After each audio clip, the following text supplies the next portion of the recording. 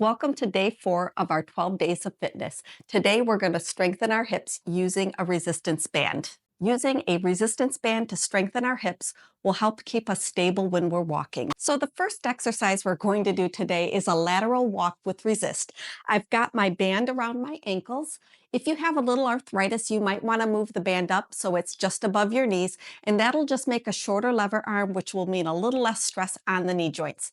So when you do these, you'll do it for about a minute, going left and right. Because I'm in a short space here, I'm just going to take a couple of steps to the right and a couple of steps to the left so that you can see what I'm doing. So I've got my knees bent, and I'm going to keep the tension in the band as I move to the left and back to the right.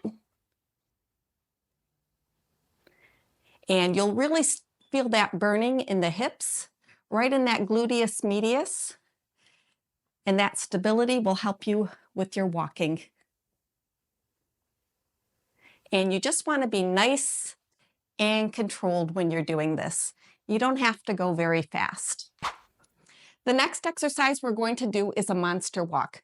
What I'm going to do is I'm going to keep my knees apart and a little bend in my knees, and I'm going to walk forward, keeping the tension in the band as I'm going. Now, if you've got good balance, what you can do is do a few steps forward and a few steps back. If your balance isn't the best, you can either turn around or hold on to the counter.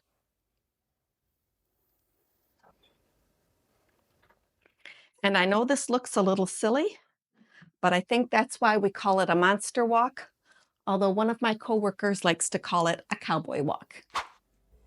Keeping our hips strong will even keep our knees from hurting. Thanks for watching, and I hope to see you again tomorrow for day 5.